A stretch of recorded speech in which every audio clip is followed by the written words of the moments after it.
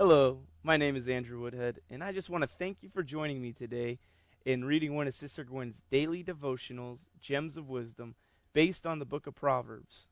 Today's reading is April 27th, and it's entitled, God Will Only Accept the Perfect Sacrifice.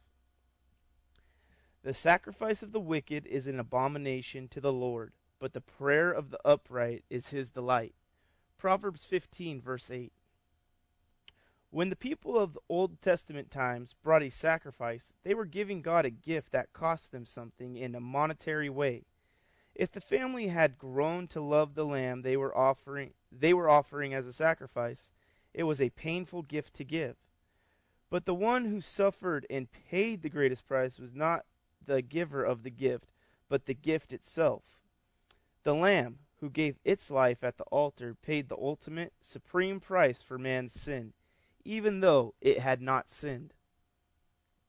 Every time God looked down from heaven to see and accept Israel's sacrifice for their sins, he was reminded of the day when he would send his son, the innocent Lamb of heaven, to be sacrificed for sin and transgression.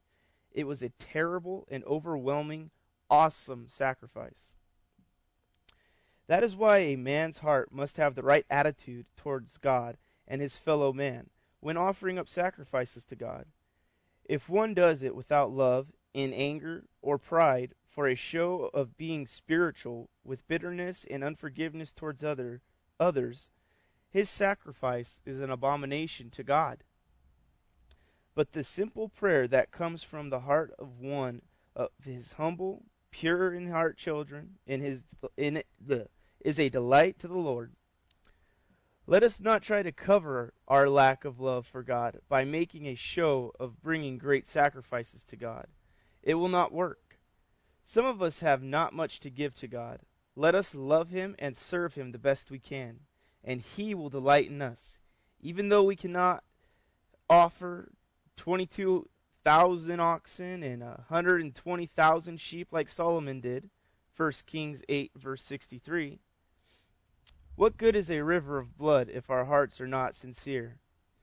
That is why Jesus said, Therefore, if thou bring thy gift to the altar, and there rememberest that thy brother hath aught against thee, leave there thy gift before the altar, and go thy way. First be reconciled to thy brother, and then come and offer thy gift. Matthew 5, verse 23 through 24. The way of the wicked is an abomination unto the Lord, but he loveth him that follow after righteousness. Proverbs 15, verse 9. The Lord hates sin because he knows that every sin is an act of rebellion against him. Satan, the great rebel, has sought to lead souls into rebellion ever since he was cast out of heaven. Everyone who rebels against the will of God is an advocate of Satan. Be careful in all your acts that you never become an unwilling enemy of God just because you do what the devil wants you to do.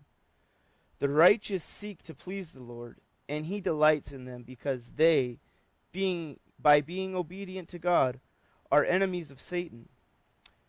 Correction is grievous unto him that forsaketh the way, and he that hateth reproof shall die. Proverbs 15, verse 10. Those who rebel against God will be corrected, but it may be too late. They have scarred and marred their lives and led many astray. Every time a righteous person does something wrong, he makes it easy for others to sin also. And if after correction they refuse to be corrected, the Lord will remove them. He that hateth reproof shall die.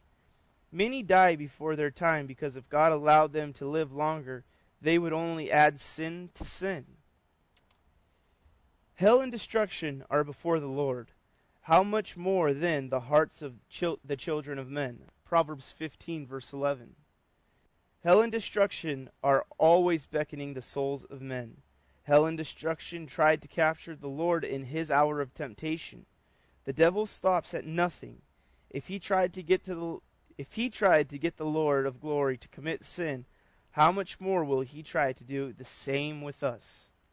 That is our reading for today, and I just want to thank you for joining me. If you enjoyed this book and you want to know more about it, you can call the number to follow and talk to one of our bookstore representatives, and they would just love to answer any questions you have.